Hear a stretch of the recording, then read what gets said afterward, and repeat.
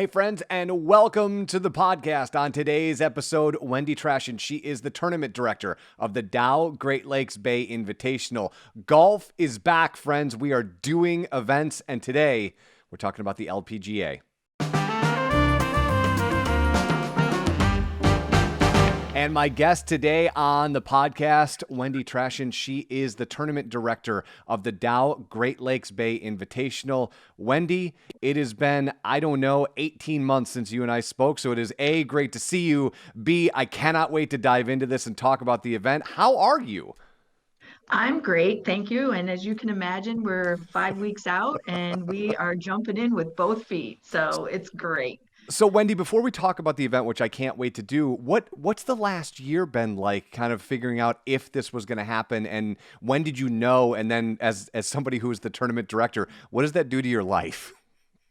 Well, interestingly enough, we found out in January that the tournament was going to happen. We had a Cool. call with the LPGA, and the LPGA was successful in 2020, having 20 events. And so they let us know early on that regardless of the fan base, that the tournament would happen. And so that was good from our end to know that we were going to get these amazing golfers here and that we would see some golf. We worked really closely over the last 4 or 5 months with, the government officials and the local state officials, trying to have a better understanding on what their thoughts were regarding the tournament. And, as a few weeks ago, the governor, gave us a thumbs up. And so it's full steam ahead. And we had a number of scenarios, but it all was based on no fans, a little bit of fans, or guess what? We're having a tournament. So anyway, it's all good. The support from the communities has been fantastic. And you just didn't know, from a standpoint of they've all had to deal with COVID too. And just even from a sponsorship standpoint, sponsors have just really gone out of their way to show support for this. So people are ready. We are ready, Wendy, more than ready. But for maybe people who are seeing this, listening to this podcast for the first time, can you give them kind of a 10,000-foot view of the event and what they can expect in July? Yes. So the event is July 12th through the 17th. Just as a reminder, it's a teams event. So that means the girls are paired up in teams. And they all got their invitation this week at Mediheal to pick somebody that they wanted to golf with. So we're excited to hear in the next few weeks who's actually going to come.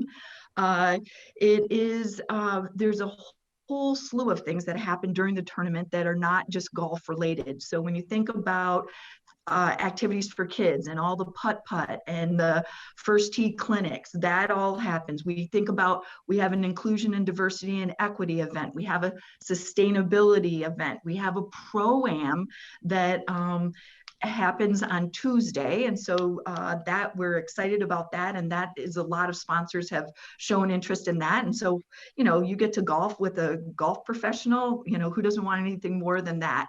And then the other thing that we're very proud of is we have our Team Up program, which is based on all the charities that applied for our Team Up. And so we have picked 36 charities within the Great Lakes Bay region who will get paired up with a team, and they will have the opportunity to support that team throughout those 4 days. And then the final thing also on Friday is we have a Special Olympics where those athletes come and they will also golf with some of the professionals, and they'll golf 3 holes and end up on the 18th tee. And so that's a great opportunity for them as well. Wendy, one of the things that I heard is that there's a STEM center on site. Can you dive into that a little bit and let me know what people can expect? Sure. So in 2019, we had a STEM center and it was based on the science of sports. And this year we were planning to take it on course.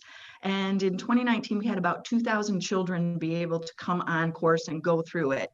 And doing some of the research on some of the clubs and the camps throughout the Great Lakes Bay region, it was clear about 2 months ago that from a transportation and just how they were running camps because of COVID, that it was a big question mark. And we feel very strongly that we needed to address the issue. And so we worked with area sponsors, and what we're doing is bringing STEM to them. And so we've worked with a local group here in town, and we've purchased purchased over 2,000 STEM kits, and we will be going out over the next 6 weeks to the Boys and Girls Club, to West Midland Family Center, and delivering those STEM kits so that we're addressing the STEM need within our community. Can you talk a little bit about the impact of the Dow Great Lakes Bay Invitational on the area itself? I mean, obviously, a year without it, I'm sure everybody noticed, but when it comes back, what impact does it have on the area at large? Well, when you think about the impact it had in 2019, it was $12.5 million worth of revenue. Wow. So that is based on everything from all of the sponsorships to all of the guests that come to the Great Lakes Bay region. And when you think about all the restaurants, and think about this year, especially where the restaurants have been at 50% capacity, and the fact that we're bringing all these guests to the Great Lakes Bay region, this will have a big impact on them as well. And so, it's to Dow's credit, in hosting event and being a title sponsor of this, is doing this in such a way that the entire region benefits. And we think about that every day on how can we buy from local suppliers? How are we giving back to all four communities within our region? And so that is something that we're very mindful of every day.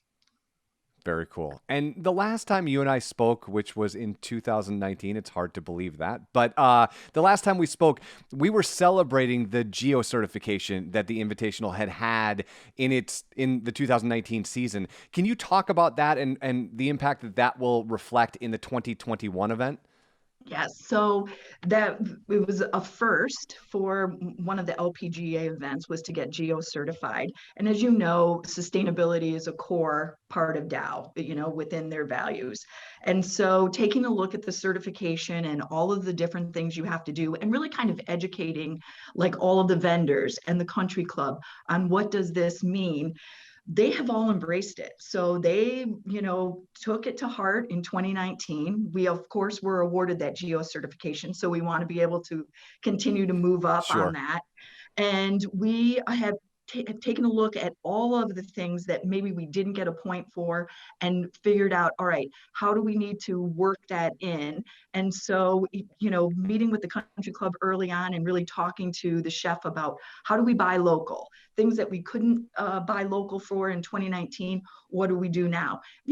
They're working with farmers, from a lettuce standpoint and how much lettuce that they're going to bring in locally. That is something that we're very proud of, is that every day we take a look at like, all right, what does this look like? And so everything from imagining going in as a vendor and not bringing anything in that you can't take out with you. So I'll give you Starbucks. Everybody goes to Starbucks, gets a cup. If you don't bring that back out with you, that's points against us. So we are really being very, very mindful of everything we're doing so that our footprint is less than what it was in 2019.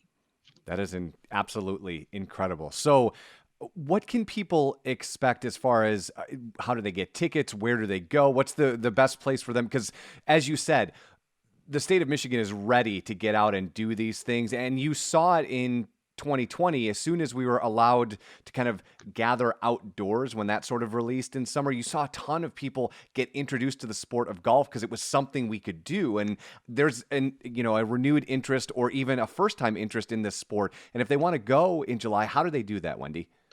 Well, you can go to our website, and which is dowglbi.com. And if you take a look at it, you can go to the tickets, and there you can purchase tickets. And like I've said, our daily tickets are $10, which is very, very reasonable.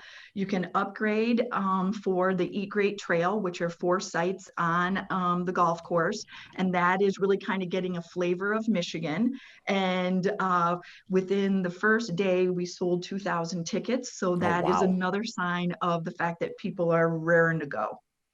And how are you feeling about this? I mean, a year without events as a tournament director, where is your head at right now as you're 5 weeks out from this event?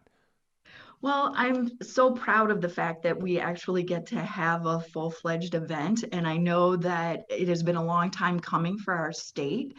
And I think that, we're doing everything we possibly can to have a safe event. We've disinfected, with a local business, a fogging sanitizer and disinfecting so that, we know that people that are going into the clubhouse, we're going to do the same thing on course. And so we're excited. We've got, a list of a lot of things that we've checked the box for, and we know what the next 4 or 5 weeks bring for us. So I'm pumped. I'm very, very excited, and I cannot wait.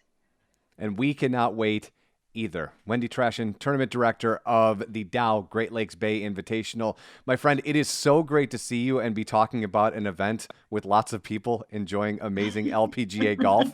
I cannot wait for this event, and I will see you on July 12th. Thank you so much, and thank you for having me.